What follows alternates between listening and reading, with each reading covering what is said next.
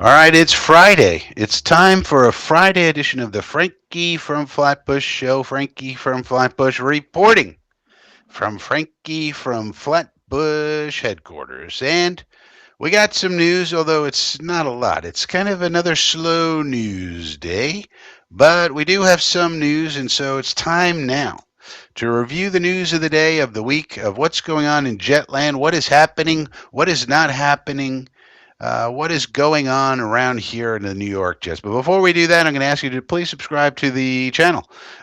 We got a goal of reaching 1,000 subscribers. We'd like your help with that. If you could click the subscribe button, it's free. We'd appreciate it. Otherwise, please give the video a thumbs up and consider joining the Inner Circle. Some examples of exclusive items that the Inner Circle members received this week include an exclusive report from Frankie from Flatbush reporting about Leonard Taylor III. Nobody had this but me.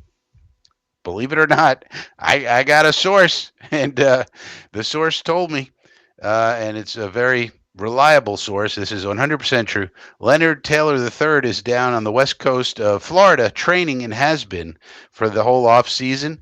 And they said this person said that he's been in the lab and he's trying to, and he's in the lab, working out, and that's good news. Broke that exclusively for the Inner Circle members. They also received a PDF of all of the proposed rule changes that are going on in the NFL. That's in a big PDF. They got that. Also, keeping track of the 30 visits. Who have we invited to 30 visits? Well, Frankie's keeping track of that. And the Inner Circle members, of course, as well receive that. So, those are just some examples of what you get. Those are just some basic examples. They get lots more than that. And you get that for $5 a month by clicking the join button. Become an Inner Circle member now. Let's get to some of these news dumpy things, and then we'll get to the main topic of the story. The main topic of the show today is going to be Aaron Rodgers. But first, we talk about tight end Tyler Conklin. Now, Tyler Conklin was a guy I think we all kind of wanted back here. And unfortunately, he not coming back. He signed a one-year deal with the Los Angeles Chargers. So lots of our people going out to L.A., sunny L.A. They don't want to play in rainy New Jersey. They'd rather be in sunny Los Angeles.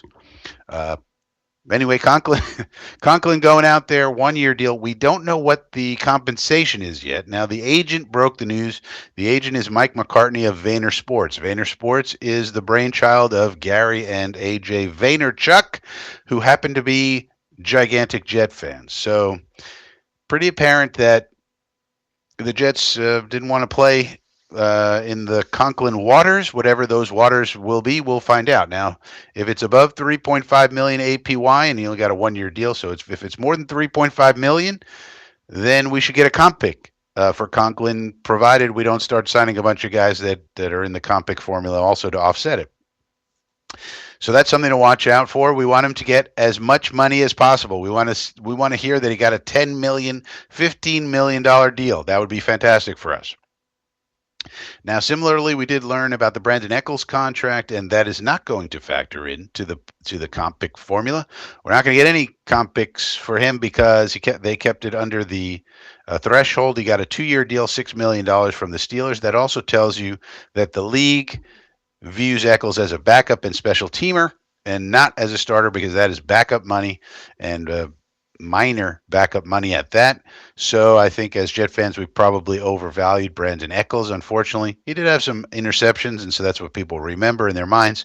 But the contract tells you that the league viewed him as a backup. Otherwise, he would have got lots more money, and there would have been a lot of competition for him, and that was what would have driven up the price for him. But because he got such a low value deal, that tells you the league does not view him at this point in time as a starting quality cornerback, just a backup special teamer. But the bad news for us is no comp pick because the deal was so low. Now, the other interesting thing around the league is Dirty Diana Rossini continues to get caught in her lies about Aaron Rodgers and the Minnesota Vikings, and she keeps on lying to cover it up again and use dirty journalism language to make it seem like she had a story. She didn't have a story. What she had was something coming from David Dunn of Athletes First, who is one of Aaron Rodgers' agents, and that's what she had. And she just took his word for it. And he was obviously trying to drum up business for his client, essentially. And he used Dirty Diana Rossini to do so. None of the other insiders had this information the way she claimed to, or were reporting it. And that's how you know something's off. And so I'm going to refer to Diana Rossini from now on as Gossip Girl and Backup Boy. She does a podcast with Chase Daniels, so I'm going to call them Gossip Girl and Backup Boy. And they just continue to talk about Rodgers and the Vikings as if it were a thing. It wasn't a thing. It was never a thing. I'm sure they did their due diligence. I'm sure they had a meeting about it and said, "What about Rodgers?" And KOC and Quasey were probably like, "We could do better." And then David Dunn says, "Well, they're considering it. They're considering it, Diana. You should report it like that." And of course, she doesn't vet it. She doesn't do anything. She's not a journalist. She's a gossip girl, and she does a podcast with old backup boy, Chase Daniels, and they get a lot of clicks. Clickety click. Hey, it's a clickety click world. They get their clicks, but keep in mind that's not journalism. That's gossip girl and backup boy. Now, on to the big news of the day. Aaron Rodgers met with the Pittsburgh Steelers. He went to the facility. I know where the facility is exactly. I've walked past it 1,000 times when I used to live in Pittsburgh, so I know exactly where he was. And too bad I don't still live there. I could have done on the ground reporting, maybe taken some pickety picks or something, and said, "Yeah, Rodgers arrived at this certain time." You know, sometimes when you're a journalist, that's what you got to do. But I don't live there anymore, so I won't. But anyway, that's where he was, and he took 6 hours of meetings with the OC and the HC and the GM and everybody. Now, here's three things that maybe you haven't thought about in relation to Rodgers that could help the Jets. One, if he signs with the Steelers, that's a big news item, and it's a big sort of like a media draw for the primetime games. So the Steelers will get a lot more primetime games than they ordinarily do. It's a big story. One of the hallmark franchises, and now they have Aaron Rodgers on the team. Oh my God, big story. Get him on primetime. So that'll drive primetime slots to the Steelers, which means less for us, which is good. We don't want any primetime right now. We're getting our things situated. We're not ready. We're not ready for prime time at all. Not this year. We're getting our situation situated. We don't want primetime games. They're not this year. Nope. We want all 1 o'clock Sunday games if we can get them. We don't want one primetime game, in my opinion. I don't want any. None. Zero. And this helps with that. So, now on the flip side, Rodgers and the Steelers, if he does sign there, they do play the Jets and the Packers next year. So that Jet game, maybe the powers that be decide, oh, that could be a good primetime game. Rodgers, revenge game, Jets, Steelers, that could be. So we might have to take one on the chin there. But then against the Packers, that's also a good one. That'll be fun to watch. Steelers, Packers, Rodgers, Love, the mentor, the student, the youngster, the oldster, that's a nice story. So I'm sure that'll be a primetime game. And then, but most of all, the most important part of this whole doggone thing, if he signs with the Steelers, we got to trade Alan Lazard to them. You know he's going to want him, Rodgers. Lazard is still on our team. There's no reason why we can't trade him. No, not release him, trade. The Pittsburgh Steelers currently have a first rounder, a third rounder, a fourth, fifth, sixth, and seventh. So I think if the GM, is able to pick up either a fifth or sixth, I don't want to do a pick swap. None of this pick swap bullcrap. I want an extra pick, unless we're going to swap a fifth for a third or something. Like we give them a fifth, they give us a third. Okay, I'll take that pick swap. Yeah. But otherwise, usually it's like a seventh for a sixth with these pick swaps. I don't want picks. We need more picks. And Muji's got to be thinking about, okay, here's Lazard, here's an asset, especially to Rodgers, that we can use to pick up an extra pick. We're going to need it. We're not signing a lot of free agents. We're letting Conklin go. We're letting, Eccles go. We're letting all these people go. And we're signing mostly low-level dudes. So we need more picks in the draft just to fill the roster. from what I'm seeing, unless we're going to, sign a bunch of people maybe after June 1st when we get more cap space, or after the draft when the comp pick formula window closes. But nonetheless, we need more picks. So if we can pick up their fifth, or maybe sixth, probably the sixth round pick is the most likely. Whereas the optimistic, the way to think about things, if you were really a GM, you would think about an optimistic scenario, a pessimistic scenario, and a realistic scenario. Probably the optimistic scenario for us would be a fifth. That's a little rich for their blood for Lazard. The pessimistic is a seventh. And probably the most realistic would be a sixth. That's pick number 185 that they apparently acquired from the Seahawks in the DK Metcalf trade.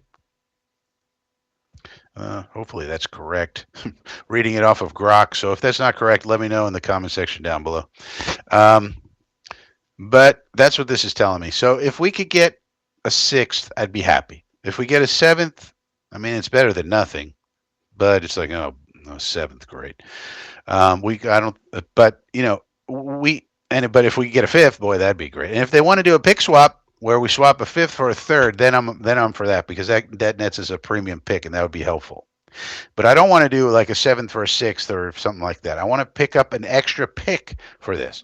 So I'd say let's hope Rodgers goes to the Steelers, because if he retires, now maybe, the other option is the Giants. Apparently the Giants are waiting on him. So seems like he wants to play.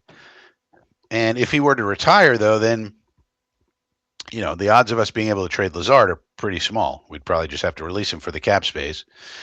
And, I don't know if the Giants probably would make a trade with us for Lazard too.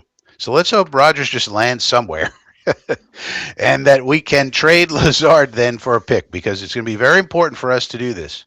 We're going to have to build from the draft. You can see what Muji's doing. He's not making any splurges, really. He's keeping it low in terms of the investment, in terms of free agency. So then draft picks become even more important to that kind of a philosophy and regime. And we're just going to need people to fill out this roster, even if you pick up a special teamer that late in the round, right? That late in the draft. It's just a special team, but you need those people. I mean, they got to come from somewhere. So get a young fella to run down the field and hit somebody. Yeah. All right, so that's basically the news dump. That's the Frankie from Flatbush show for this Friday, March the 21st. We'll see you on Sunday for Coffee with Frankie live stream, as we always do, 10 a.m. Eastern Time. And please consider joining the Inner Circle. As I said before, you get lots of exclusive items. Otherwise, just please subscribe to the channel and/or give it a thumbs up. And with that being said, I'll see you next time.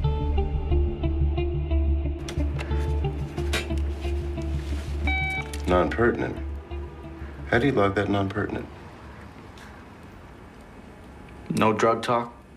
They use codes to hide their patron phone numbers. And when someone does use a phone, they don't use names. And if someone does use a name, he's reminded not to. All of that is valuable evidence. Of what? Conspiracy. Conspiracy? We're building something here, Detective. We're building it from scratch. All the pieces matter.